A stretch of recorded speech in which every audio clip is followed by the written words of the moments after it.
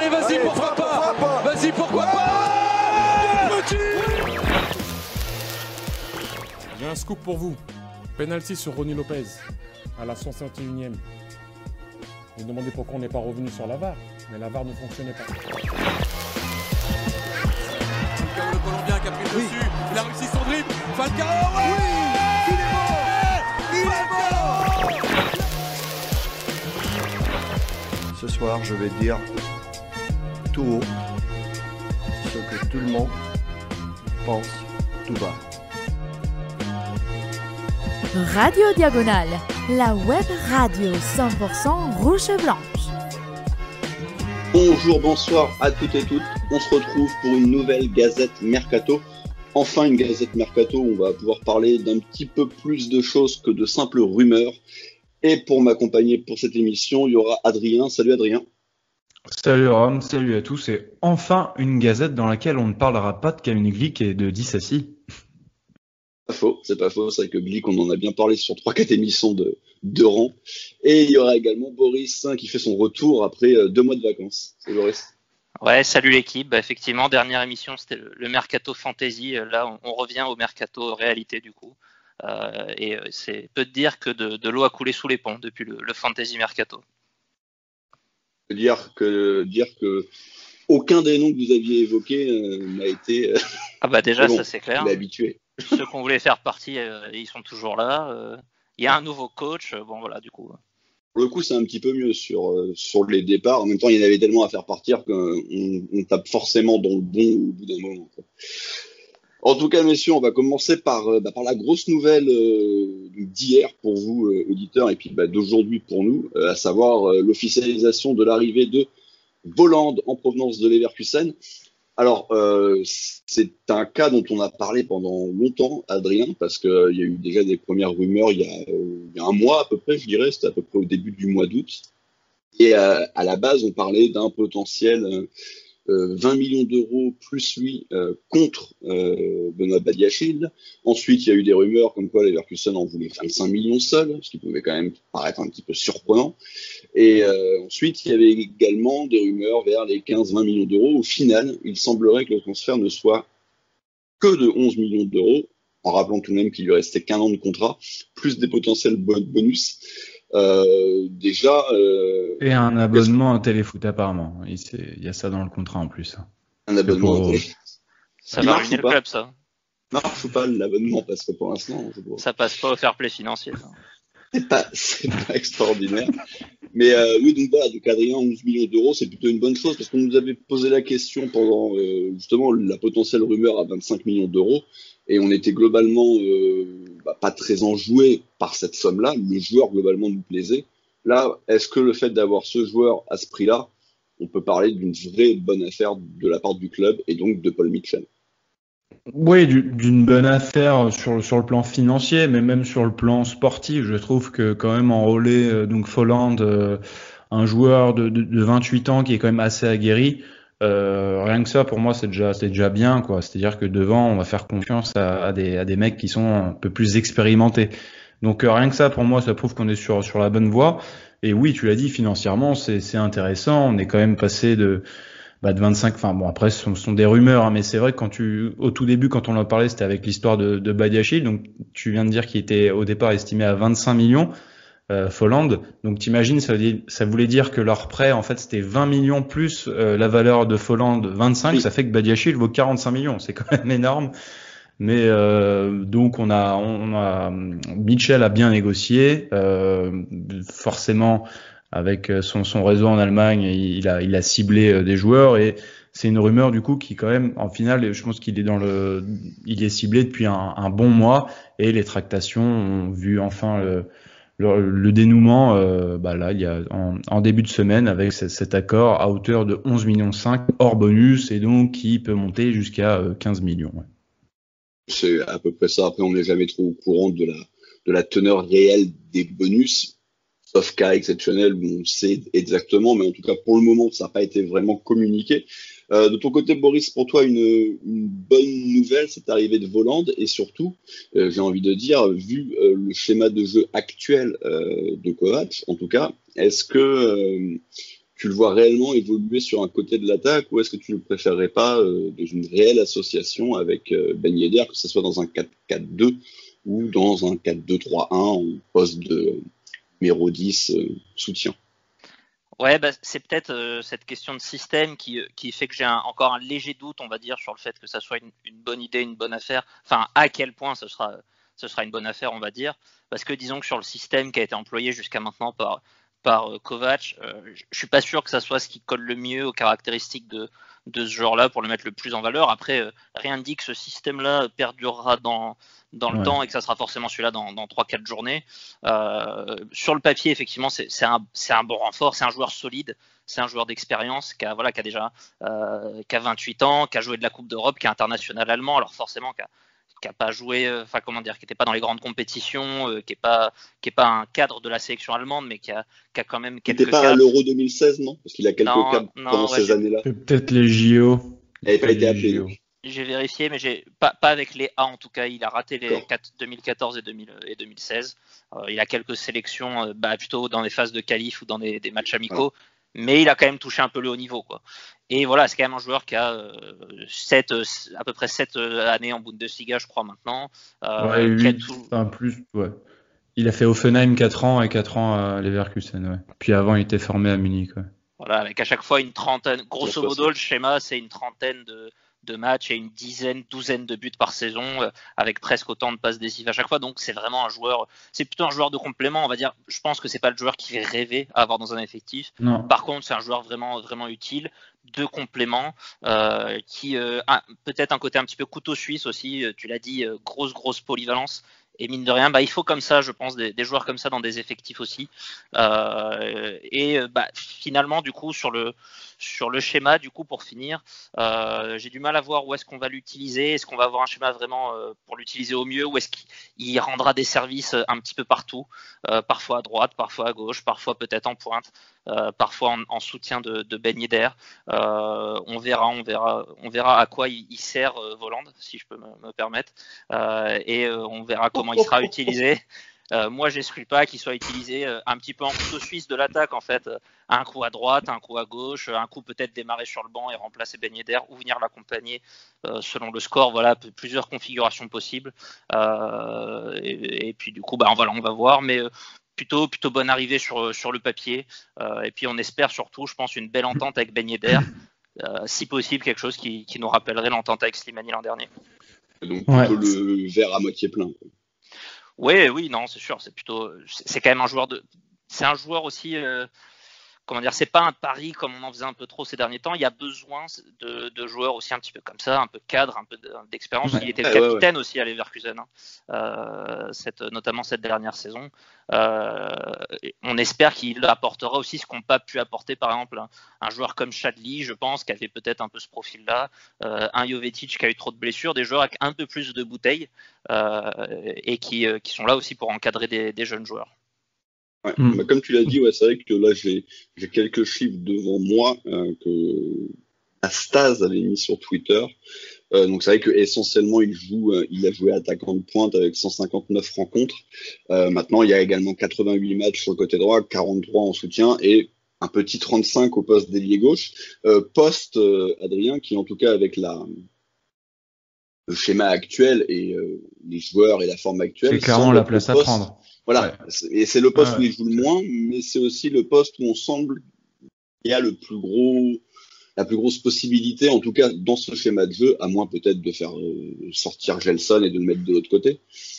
Et bon, ça reviendra à peu près au même, parce que Gelson est plutôt à droite qu'à gauche. Donc, c'est clair que Onyekuru ne va pas avoir crédit illimité. Ce qui est sûr, c'est que lui, il vient, je pense aussi, concurrencer les deux sur les côtés. Mais pour autant, moi, c'est pas là que j'ai envie de le voir évoluer.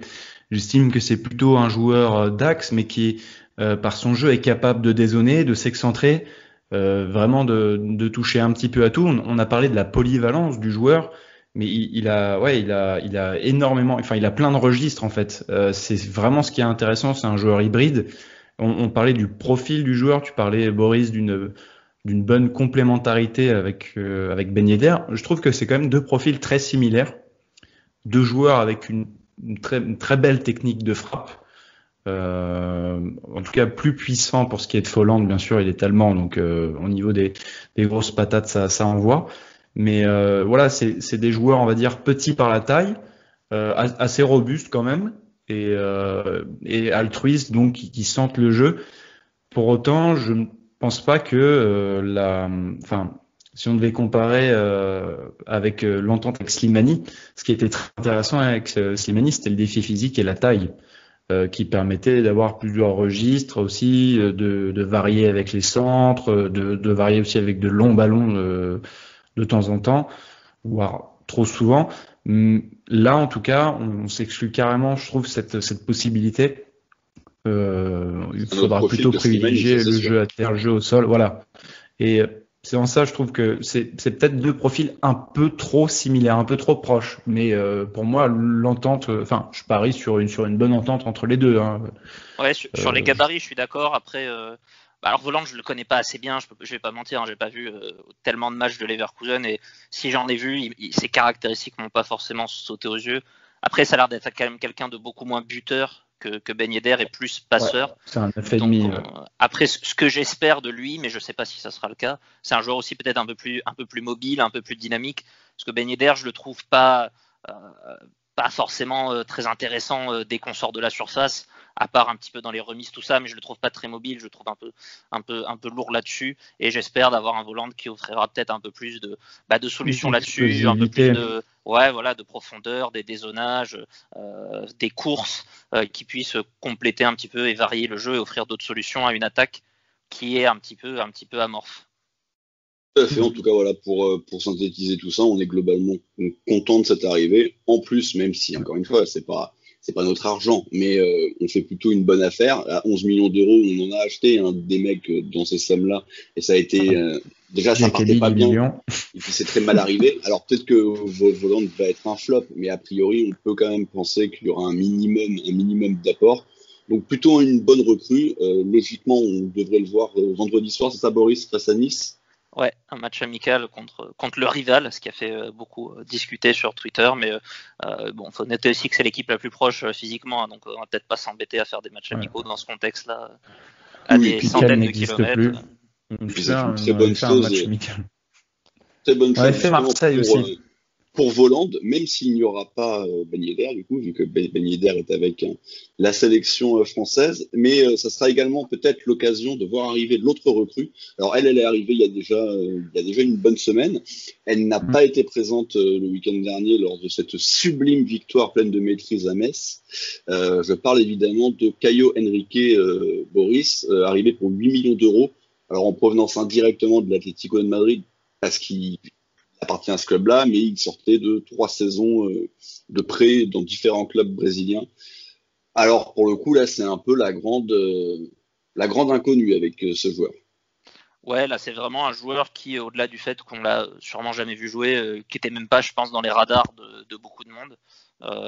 J'avoue que je connaissais même pas son existence. Il avait signé assez jeune, du coup, vu que c'était il y a déjà 3-4 ans à l'Atlético Madrid. Il n'y a jamais vraiment, il s'y est jamais imposé. Beaucoup de prêts, tu l'as dit, au Brésil entre-temps, où il a joué. Un match, oui. Un match à l'Atlético. Alors, j'ai essayé de retrouver un petit peu les rumeurs, transferts, tout ça, ce qui s'était dit ces derniers mois. Apparemment, c'était pas complètement exclu que ça devienne un petit peu la doublure au poste à l'Atlético Madrid. Maintenant, est-ce que c'est vrai, c'est pas vrai, je sais pas. Toujours est-il qu'il n'aura pas vraiment eu sa chance là-bas. Il a du coup fait des saisons plutôt pleines au Brésil. C'était notamment dans 2 clubs qui étaient Paraná et Fluminense. À part ça, on n'en sait pas beaucoup plus. On imagine le latéral brésilien assez offensif. Mais voilà, c'est un peu des stéréotypes, même si c'est ce qui a l'air de ressortir de lui. On va vraiment attendre de découvrir sur le terrain. C'est vrai que moi, c'est un poste où j'avais ce feeling qu'on recruterait pas et qu'on ferait la saison avec Ballo-Touré. Donc j'ai été vraiment surpris de ce mouvement-là. Je sais pas trop ce qu'il faut attendre du coup comme départ de ce côté-là. Je suis plutôt content qu'on ait pris quelqu'un pour à minima concurrencer Ballo-Touré. Après moi, je suis plutôt sur la ligne de prendre des joueurs fiables, des assurances notamment à ce poste-là qui est une vraie souffrance pour nous depuis un moment. Maintenant voilà, c'est un joueur que je connais pas, Donc on ne peut que, ça dépend de la confiance qu'on a en Mitchell et la cellule de recrutement à ce moment-là. Sûrement que si ce joueur avait été recruté l'an dernier, je n'y aurais pas cru du tout et je l'aurais mis avec les autres flops. Là, il aurait eu la prépa de Jardim en plus. En plus. Comme voilà, Red Bull avait mine de rien une équipe aussi au Brésil, donc on peut imaginer que Mitchell et son équipe connaissent bien ce championnat-là, cet environnement-là, et que peut-être il l'avait repéré à ce moment-là. Donc voilà, on va faire confiance à Mitchell là-dessus et on va juger sur le terrain. On peut imaginer, on peut imaginer un peu ce qu'on aurait pu espérer avec Georges en fait lors de son arrivée. J'avais peur qu'on en parle. J'avais peur. T'attendais ? Ouais, oui. Avec Fabio Santos. du latéral brésilien gauche qui peut jouer milieu, tellement il est voué à l'offensif. Mais d'ailleurs, c'est le cas pour Caio Henrique. Du coup, il a pas mal joué en tant que milieu gauche. Sa force, c'est surtout l'aspect technique. C'est vraiment un joueur sûr dans sa conduite de balle et dans ses contrôles et une bonne qualité de centre. Après, voilà, comme à chaque fois, comme avec chaque Brésilien, on a des doutes sur l'aspect défensif. Malheureusement, il n'a pas su bénéficier de son expérience européenne pour apprendre le style, la culture. C'est en ça que c'est dommage, je trouve, qu'il soit retourné au Brésil, aux Pays-Bas. Ça aurait été pas mal.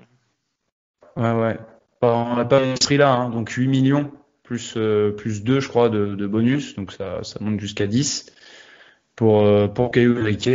Là encore, je suis plutôt satisfait juste dans le fait que c'est pour concurrencer Fodé Ballo-Touré, ou encore plus heureux si c'est pour le remplacer si vraiment il est en instance de départ. Voilà, après on se fera notre avis au fil des matchs. Sachez quand même qu'il est totalement hors forme puisqu'il n'a pas joué du tout durant le Covid, puis il a rien fait, pas d'entraînement, rien du tout. Donc d'un côté, on va dire le fait que Kovac intègre directement Sidibé dans le groupe, je trouve ça très bien. Comme ça, on peut compter sur Sidibé en attendant de voir lui ce que le Français fera, s'il compte rester ou pas. Mais en attendant, on a le temps de peaufiner un petit peu physiquement Caio Henrique, qu'on devrait très certainement voir vendredi, comme tu le disais, Ram. Enfin, voir. On ne le verra pas parce que ce ne sera toujours pas retransmis par le club. Mais voilà, il pourra avoir ses premières minutes avec ses coéquipiers. Voilà. En tout cas, c'est un transfert comme on en a eu des dizaines, comme on en a eu certainement beaucoup trop. Il y en a qui se sont très bien passés. Ça commence à faire un petit moment que ça se passe plus très bien. Donc, on espère que ce coup-ci, c'est une bonne pioche. Et, pour l'instant, on s'est toujours planté. Hein. Depuis l'année du titre, depuis Sidibé Mendy, on s'est tout le temps planté. J'attendrai avant de juger Aguilar. Voilà. Pour faire plaisir et pour reprendre une superbe blague de Damien, on espère que ça sera un maître. Faut avoir une petite culture. Ouais. Au niveau des départs maintenant, messieurs, il y a eu une officialisation de réel transfert. Donc c'est Panzo qui est parti à Dijon et qui d'ailleurs a fait une bonne première rentrée en jeu vu qu'il a obtenu un penalty, mais contre lui malheureusement après à peu près 10 minutes de jeu. Panzo, Boris, donc vendu 3,4 millions d'euros. C'est le complot, les arbitres qui nous suivent, même dans les autres clubs. C'est terrible. Mais on en avait rapidement parlé avec Damien parce qu'il était déjà plus ou moins en instance de départ. Moi, j'avais résumé ça un peu comme une déception, un peu comme un rendez-vous manqué parce que moi, on n'a pas eu sa chance, mais d'un autre côté, le peu qu'on avait vu, je n'avais pas trouvé ça si mauvais que ça, en tout cas pas plus mauvais que plein d'autres qu'on a pu voir. Après, il n'y a aucun regret à le voir partir pour ma part. En tout cas, on parle d'une somme d'un peu plus de 3 millions d'euros. Voilà, je sais pas ce que tu as envie de rajouter sur ça, Boris. C'est pas un joueur qui aura marqué le club, ça c'est une évidence. Non, mais c'est vrai. En fait, ce qui est un peu dommage, c'est pas un regret sur Panzo en particulier, en fait, mais c'est plus qu'on accumule. On doit pas être loin de la dizaine de jeunes défenseurs centraux comme ça, ou en 3-4 ans qui passent, et on arrive à pousser avec quasiment aucun. Il n'y a que Badiachil au final qui aura peut-être vraiment eu une chance là-dedans. Alors on verra. Qui a coûté 0, ouais. On va voir ce que vont devenir Marcelin, Pavlovic, tous ces joueurs-là, Matsima éventuellement. Mais voilà, on a beaucoup. on a beaucoup accumulé à ce poste-là. Et puis, ouais, Panzo, le peu qu'on avait vu, ça n'avait pas l'air inintéressant, mais on en a vu justement trop peu. Donc voilà, il n'y a pas grand-chose à pleurer. On verra s'il explose à Dijon. On aura peut-être des regrets à ce moment-là. Mais là, il n'y avait pas de place pour lui, malheureusement, dans l'effectif. Et un énième prêt n'aurait pas forcément servi à grand-chose. Donc tant mieux si on a réussi à en tirer quelque chose, quoi. Ouais, c'est pas trop mal au niveau de la vente. Ouais. Oui, vas-y, Rome. Non, c'était pour passer dessus, parce qu'il n'y a pas, enfin, je pense qu'on a fait le tour de Panzo, on en a déjà parlé en plus. Il était venu dans les valises des Mélano à l'époque. Oui, c'était voilà. vraiment truc de sa part, et que lors de son prêt au Cercle, il jouait en tant que latéral gauche. Donc bon, lui préférait jouer dans l'axe, et je pense pas qu'on avait une place à lui offrir à ce poste-là, en tout cas cette saison. Donc valait mieux pour lui. Je pense que c'est bien pour tout le monde. Tout le monde s'y retrouve. Voilà. Pourra parfaire son apprentissage auprès de Wesley Lotoa. Tu parlais de prêt. Il y a toujours Papi Djiloboji ou pas? Je sais pas, je crois pas. Tu parlais de prêt, donc Boris, et que c'était une bonne chose qu'on n'ait pas fait un énième prêt. Malgré tout, des prêts, depuis la dernière émission, il y en a eu 2 d'officialisés. Donc il y a eu Serrano, dont on n'arrive toujours pas à se débarrasser. Et d'une autre manière un peu plus classique, Moussaba, qui était arrivé en tout premier. Je crois que c'était la toute première recrue du Mercato, qui lui aussi a été prêté. Alors évidemment, c'est 2 profils différents. Je pense que Serrano, c'est vraiment un prêt avant de s'en débarrasser tout simplement. Alors que Moussaba, bon, c'est potentiellement un joueur. Beaucoup de chaussons.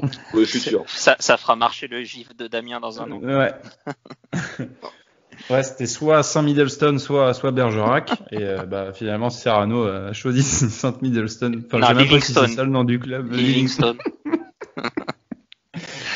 Voilà, une petite expérience en Écosse. C'est bien pour lui, hein, voilà. Et il voyage. Il est sur les traces de Gilles Dias. Bruges, Béziers, Livingston. Ouais, c'est pas trop mal. Ouais. Et donc Moussaba, qui est parti à Bruges et qui a déjà joué ses premières minutes, qui est entré en cours de jeu lors de la précédente rencontre et de la défaite du Cercle. T'as fait une passe décisive pour Foster qui a marqué un but. Non, je confonds alors avec d'autres infos. Et t'as oublié le prêt de Wilson Isidore à Bastia Borgo, exact. en club national. Ah oui, d'accord. Voilà. Exact. Isidore, oui. Et Moussaba, on peut noter que c'est le premier prêt, ça arrive assez tard finalement, qu'on fait à Bruges cette saison. Ouais. Il y a pas mal de trucs un peu masqués, je pense. On apprendra plus tard. Mais Bruges est en train d'acheter directement des joueurs comme Kanouté, mais disons qu'il n'y a pas des joueurs directement de notre académie ou quoi qui sont partis à Bruges pour l'instant. Alors ça va peut-être venir, peut-être ça sera la poubelle en fin de mercato, mais pour l'instant non. Pour éviter d'accumuler et pour peut-être un central, je sais pas, parmi tous ceux qui nous restent. Ouais. En tout cas, voilà qui clôture ces quelques départs. On y reviendra un petit peu plus tard dans l'émission pour tout ce qui est rumeur, et puis que le ménage continue, même s'il a été bien entamé, c'est en train de ralentir un petit peu, et il faudrait que ça reprenne un petit peu. Donc au niveau des rumeurs d'arrivée maintenant, Boris, la bonne chose, c'est que le club semble avoir conscience qu'on a impérativement besoin d'un milieu de terrain, puisque les rumeurs, on va dire les plus insistantes, sans être non plus très folle, était celle de Brozovic et de Doucouré. Il y avait également eu dans un autre registre la rumeur Götze, mais heureusement pour nous, Götze nous a priori mis un énorme stop, ce qui est une très bonne chose pour tout le monde. Par contre, pour ce qui est de Brozovic et Doucouré, Brozovic, visiblement, ça semble un petit peu utopique, Boris. Le choix est vite fait entre les deux déjà. Ouais, non, parce que là, il y avait Aïdara aussi il y a quelques temps. Aïdara, un peu dans. McKennie, mais qui a signé je sais plus où. Jules. Ouais, oui, voilà, c'est des joueurs. Alors c'est un peu entre le 6 et le 8. Ça dépend. C'est des joueurs assez polyvalents. Moi, je pense qu'on a vraiment besoin avant tout d'un milieu avec un aspect défensif. Tant mieux si après il peut aussi apporter dans la percussion. Mais oui, il y a des rumeurs. Il n'y en a aucune qui a l'air non plus hyper solide. Je pense notamment à Brozovic, qui est quand même un cadre, je sais pas, mais en tout cas un joueur important de l'Inter cette dernière saison, qui a joué pas mal de matchs, qui a quand même une grosse valeur marchande. Qui était dans Fantasy Mercato il y a de ça 2-3 ans, je crois. Ouais, voilà. Avec Nainggolan, forcément. Et Bobijon. On en parle au Bayern, on en parle au PSG, ça semble un dossier quand même assez compliqué à réaliser pour nous. Et puis Doucouré, de son côté, apparemment, il signerait à Everton. Alors en plus, c'est pas vraiment un milieu défensif. Je suis pas sûr que c'est ce dont on avait besoin. Donc pas de trop solide pour l'instant, j'ai l'impression, sur ces postes-là. Peut-on s'attendre à un retour de Bakayoko? Ah bah si ça conclut pas à Milan, qui sait? Surtout qu'a priori, il ne demanderait plus que 20 millions. Donc voilà. Autant on était tous d'accord pour dire que 40 millions, fallait peut-être pas abuser non plus. Autant à 20 millions, bon, discute un petit peu plus. Mais bon, en tout cas, c'est pas. Je crois que c'était même pas le prix auquel on l'avait vendu. On avait dû le vendre 35, un truc comme ça, à Chelsea. Ouais, je crois que c'était pareil, c'était l'équivalent, mais bon, c'est pas très 40, important, ouais. mais après, moi, j'aimerais bien le 6, un peu qu'on peut mettre devant la défense, qui est pas trop non plus son rôle à Bakayoko, quoi. On est d'accord. Dans le 4-3-3 comme ça, faudrait un Toulalan, un Fabinho, plutôt un mec comme plus ça. une sentinelle qu'un Regista ou quelque chose comme ça. Ouais, un Regista, pourquoi pas, à la limite, hein, mais un mec qui puisse jouer un peu plus bas, quoi, un peu devant la défense. Même Brozovic, tu vois, c'est un peu ce qu'il fait à l'Inter. Brozovic, ouais, c'est un peu le poste poste qu'il occupe. Je préfère ça qu'un 8 de percussion où je vois déjà Tchouaméni et Fofana, et voire même Golovin, hein, dans ce registre-là. Oui. Les trois, ils sont... Ah ouais, j'ai oublié. Ouais, c'est vrai. Ça peut être la bonne surprise. Et ça fait deux petites rentrées sympas. Hein. Bon, ça va pas durer 107 ans. Mais... Ouais, et le crack Mio. Craquito. C'est un peu plus gros. En tout cas, bon, voilà, on est tous d'accord pour dire que c'est la priorité des priorités, même si moi, je continue de vouloir un défenseur central d'expérience, mais je commence à me dire que ça se fera jamais. Je vous emmerde avec ton défenseur central. Ouais, mais bon, j'en ai marre. Je veux mon défenseur, mais bon, à la limite, et surtout au vu des deux premiers matchs, il semblerait que on ait quelques petites certitudes sur cette nouvelle défense centrale, très légère, hein, mais au moins ça fait un petit peu plaisir, même si le premier match, c'était pas vraiment le cas. Et par contre, au milieu de terrain, il semble vraiment y avoir ce problème, surtout que Fofana va être suspendu. Alors, il a pris qu'une rencontre, hein, c'est tombé aujourd'hui. Ouais, c'est tombé, ouais. Il a pris qu'une rencontre, ce qui est déjà pas mal, et puis Golovin, donc avec sa blessure, donc on sait pas trop vraiment quand il va revenir. Il est allé voir Monsieur Deneux. Oui, c'est ça. Il a montré sa tête. De Jérôme Bretagne. Et donc du coup, voilà, on attend évidemment une recrue à ce poste-là, mais a priori, un peu comme souvent, on va se retrouver avec un mec dont on n'aura pas vraiment entendu parler dans les rumeurs et qui va popper 2-3 jours avant, et hop. Et puis ça va se décanter aussi en fonction des départs, parce qu'on va y venir avec les rumeurs aussi, mais pas mal de Strootman, ça va être terrible. Ouais.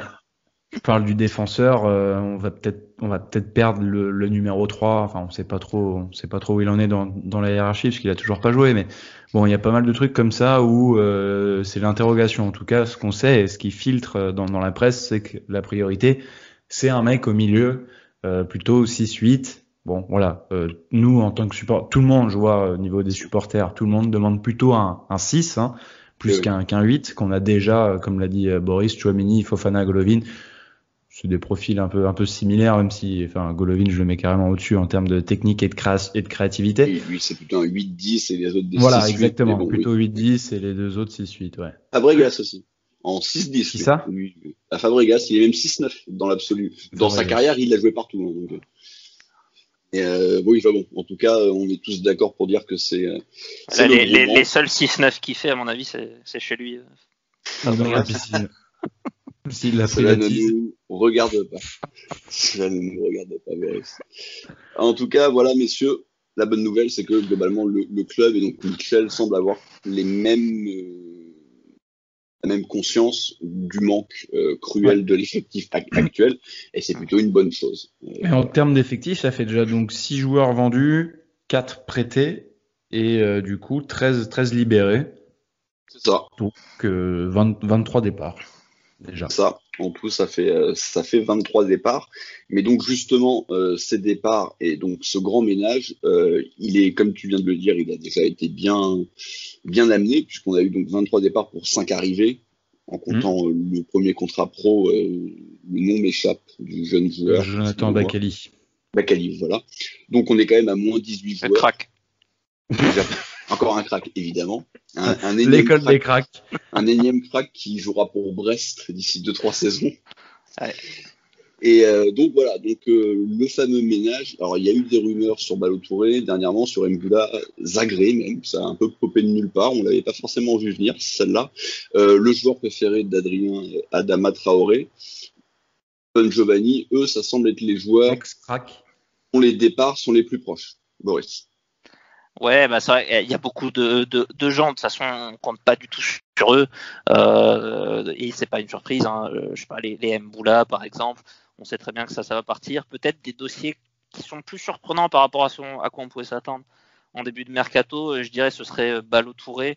Bon, pour les raisons que j'évoquais avant, j'avais l'impression qu'il allait partir titulaire. Alors peut-être que Kovac a déjà vu l'embrouille et a déjà vu l'escroquerie et qu'il a vite demandé à Mitchell à changer ça, j'espère en tout cas. Peut-être aussi le fait que Leicester soit intéressé et veuille mettre un billet maintenant qu'ils ont vendu Chilwell. On voit l'occasion et on va pas la laisser passer. Et puis Zagré peut-être aussi qui était... on pensait que c'était un jeune crack aussi, qu'il aurait sa chance, qui serait peut-être dans la rotation, peut-être le remplaçant à ce poste-là. Il ne semble pas du tout être dans les plans, on ne l'a pas vu du tout à la préparation ou dans les premiers groupes. Donc voilà, là, ouais, c'est vrai qu'il avait joué milieu, mais c'était avec Moreno, je crois. Je suis pas sûr qu'on l'ait vu avec Kovac. On l'a jamais vu jouer latéral gauche. Ouais, enfin, on nous l'a vendu comme un latéral gauche. Au final, même à Paris, lorsqu'il a joué les très peu de minutes qu'il avait joué en début de saison, c'était en tant que milieu. Et encore un joueur pour lequel on débourse 10 millions. Voilà, et encore un jeune qu'on probablement on verra jamais vraiment jouer sérieusement chez nous. Il n'a pas l'air d'être dans les plans. Donc voilà, il y a quand même un problème. Alors je sais pas si au niveau du scouting, de la progression des joueurs, de la gestion, mais on a du mal quand même ces derniers temps. Sûrement, trop de joueurs, trop de jeunes. Plus de visibilité pour à la fois le joueur, pour le club. Enfin ouais, non, c'est un bordel. Pas assez de sélection, ouais. Ouais, donc Zagré, on pourrait peut-être s'orienter plus vers un prêt que vers un transfert sec. Ah, c'est ce qui me paraît être le plus logique. En tout cas, c'est-à-dire que j'ai pas envie de le voir partir dès maintenant. J'ai envie d'y croire un peu. Oui. Voilà. J'ai envie d'y croire pour pas tout de suite parce que j'ai pas confiance en un joueur qui a 18 ans et qui a trois matchs de Ligue 1 dans les jambes. Mais voilà, j'estime que ce serait une bonne chose pour le club de le prêter sans option d'achat. Mais j'ai cru comprendre que ce qui était dans les tuyaux, c'était plutôt un prêt à sortir avec option d'achat. Ouais. Il y avait Saint-Étienne, Bordeaux positionné dessus et des clubs allemands. Reste à savoir la volonté du joueur. Est-ce que lui veut, coûte que coûte, se barrer de Monaco parce qu'il ne s'y voit pas du tout? Voilà, ça, c'est des choses, des éléments qu'on n'a pas. Tout à fait. En tout cas, à ces 5 joueurs, Boris, il y a encore, on ne les a pas forcément énumérés, mais le groupe est encore plus que large. Et des joueurs comme Fabregas, Jemerson, Grand Cyr, Pelé, Barreca, Chadli sont toujours au club et doivent impérativement partir. Et puis, il y a ce cas aussi, Keita Baldé. Globalement, on était tous plutôt pour voir rester. Visiblement, c'est pas le cas de Kovac. Baldé, du coup, également a 10 envies de départ. Est-ce qu'il peut se comprendre? Alors après, qui veut partir en premier? Est-ce que c'est Baldé qui voulait partir et du coup Kovac l'a mis à part, ou est-ce que c'est l'inverse? On saura certainement jamais. En tout cas, ça Baldé fait encore. A toujours essayé de nous vendre qu'il aimait bien Monaco, qu'il voulait rester, qu'il se plaisait. Voilà. Après, c'était alors qu'il s'est barré au bout d'une saison quand même. Ouais. Mais c'était déjà il y a 2 ans. Tu changes dans 2 ans. Regarde Falcao. Ouais. donc voilà, ça fait en tout, on va dire, une quinzaine de noms encore qui serait bien de voir partir. Et quand je dis partir, c'est partir quoi. C'est pas des prêts quoi. C'est vraiment un chausson quoi, vraiment un gros coup de chausson là-dedans quoi. Ah, où tu les libères, mais Jemerson de toute façon, si c'est pour en tirer 2 boîtes de Tic Tac et 100 000 euros. Moi j'aime bien les boîtes de Tic Tac. Moi je prends les boîtes de Tic Tac, je te laisse les 100 000 si tu veux. Ah bah je prends les 100 000 du coup. Ouais. Et non mais donc Grand Cyr, etc. Eux, il y a peut-être moyen d'avoir au moins de retomber à peu près sur nos pattes, parce que encore une fois, on parle que de joueurs, en tout cas pour ce qui est de Grand Cyr, Baldé c'est encore plus cher, mais c'est des joueurs quand même qu'on a acheté à un sacré prix. Barreca, ça tourne également autour des 10 millions. C'était 8 au Torino, Grand Cyr, c'est 4 à 3. Il y a la fraude Pelé, où là, c'est quoi, c'est 10. C'est Mendes qui nous a mis ça dans les pattes. C'était entre 8 et 12, ouais, je sais plus. Ouais. Mais là encore, je pense que le club aussi est peut-être un peu plus ferme, un peu plus catégorique sur les refus, parce que je pense qu'il y a pas mal de joueurs qui ont démarché, notamment des clubs de Ligue 1, pour essayer de choper Grand Cyr, par exemple, en prêt. Mais non, eux c'est veulent une prêt. vente. Voilà, exactement. En tout cas, pas Grand Cyr. Si on prête Zagreb, je pourrais le comprendre.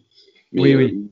ou Con Giovanni. Voilà. En même temps, je peux comprendre qu'aucun club ait envie d'acheter Benasser et Grand Cyr. Hein. Parce que regarde, même Grand Après, Cyr, à la il y a une limite, petite cote, tu te hein. dis, même Henrik, Ouais, avec qui on a petite, pu hein. avoir qui avait une bonne valeur marchande, tu vois, on l'a prêté. Bon, il y a une option d'achat, mais tu vois, c'est même pas encore une vente. Donc, je veux c'est dire, des joueurs qui en général sortent de pas une, mais 2 saisons assez moyennes, voire mauvaises, quoi. On peut rajouter Aoulou là-dedans, même si pour l'instant il est dans le groupe. On peut mettre Il va rester Chadli. dans le groupe. Je sais pas. fait Peut-être que beaucoup. quand on aura recruté quelqu'un de non, mais Oui, après, c'est vrai qu'on peut pas savoir. Mais en tout cas, à l'heure actuelle, Kovac semble compter sur lui. Et en plus, il le fait rentrer. Donc, Ouais. après, On il y a sait parce tellement qu'il y a 5 personne. changements, mais et oui. ben voilà, Il a, c'est pas faux. il a même fait rentrer Maripane au milieu, donc Ouais, c'est vrai. c'est Et pour dire la Maripane, pauvreté. puisque t'en parles, j'ai vu aussi une petite rumeur Newcastle ou Première Ligue sur Maripane. Ouais, ça parlait de Benfica Aussi, aussi à un moment. C'est le flou autour de ce joueur, autour de son avenir. Pour le coup, si Maripane partait, ça serait l'occasion de prendre ce défenseur Voilà. central de 27, 28, 30 ans, avec 300 matchs de haut niveau, dans l'élite, et pourquoi pas même des vrais matchs de haut niveau, un peu comme un Voland, quoi. Ce genre de profil. Et un peu ce qui était censé être Maripane, en fait. Ouais. Sauf que, bon, Ouais. voilà. Sauf que Maripane était quand même finalement un peu jeune, 24, ouais. Mais je 24, demande à 25 voir ans. avec une bonne prépa. Ouais, c'est vrai. C'est vrai qu'il y a ça aussi, quand même, ouais. Ça, La réponse à tout. la réponse à Ouais. tout. C'était la faute à Jardy. Franchement, Chadli, je demande à voir. Ça peut être ta bonne surprise. Ça peut être. J'y crois encore. Voilà, messieurs. Donc, comme on l'a dit globalement, un effectif qui s'est amoindri de 18 joueurs. Pour l'instant, Monaco, donc qui a déboursé 23 millions d'euros de plus que ce qu'il n'a encaissé. Donc, on est encore sur un Monaco malgré tout qui investit. Mais là, on va espérer qu'ils vont investir intelligemment. Dizazi, Et- pour l'instant, ça a l'air d'être une bonne pioche. Encore une fois, c'est très long. Mais de ce qu'on a Ouais. vu des 2 rencontres, moi j'ai beaucoup aimé. Même le premier match, il était un petit peu coupable. En tout cas sur le premier but avec son intervention un petit peu ratée. Moi j'en voulais encore une fois beaucoup plus à Badiachil. Mais globalement, j'ai bien aimé ce que j'ai vu de lui. Voland, ça semble à peu près être une valeur sûre. Après Caillot, là pour le coup, on est dans le flou total.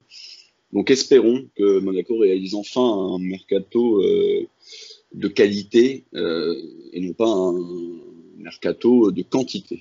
Ouais, et c'est la direction qui est prise. En tout cas, enfin, pour moi, c'est de bon augure quand tu vois il y a eu 4 arrivées, il y a juste Après, eu si un c'est achat pas de tard. jeunes pour un prêt. C'est déjà beaucoup mieux que les 10 mecs qu'on peut aller chercher d'un coup. C'est déjà mieux. Après, c'est un mercato pour assainir. Et c'est aussi un mercato particulier puisqu'il va s'étendre encore pendant un bon mois. Donc, ça se trouve, là, le discours qu'on tient, à l'heure actuelle, ok, c'est bien, mais je trouve on verra qu'on a beaucoup vendu et peut-être racheté encore 4-5 mecs au 5 octobre. Ça reste à voir, mais j'ai plutôt tendance à avoir un mercato vraiment dans la mesure, enfin assez mesuré en termes d'achat, et c'est plutôt bon à prendre. Ouais. Si on arrive à garder le 11 actuel qu'on a vu là Voilà. lors des 2 premières journées, plus Voland qui vient d'arriver, etc., quelques retours, on pourra espérer quelque chose, mais quoi qu'il arrive, voilà, on l'a bien dit, il y a quand même encore à minima 10, 15 joueurs même à faire partir définitivement du club. Donc comme tu viens bien de le dire, il reste encore, c'est quoi, jusqu'au 10 octobre, quelque chose du genre? 5, je crois. 5 octobre. On a encore un mois, voilà, Ouais. à peu près. Donc il peut évidemment se passer énormément de choses en un mois, et en tout cas on l'espère tous. Voilà. Pour l'instant, ça prend plutôt une forme intéressante, pas extraordinaire mais intéressante. Donc on espère que ça va continuer sur ce chemin.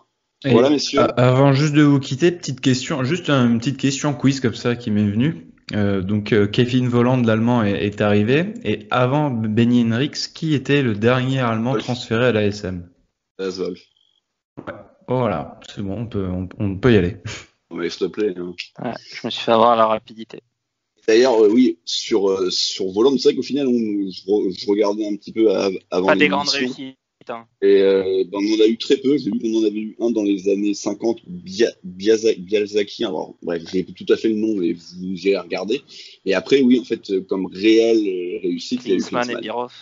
Ouais. Birov, c'est pas vraiment une réussite. Hein. Non, ça c'est sûr. Alors que bon, Klinsmann est quand même une. Oui. Et bonne. Ouais, il n'a pas eu tant que ça, ouais.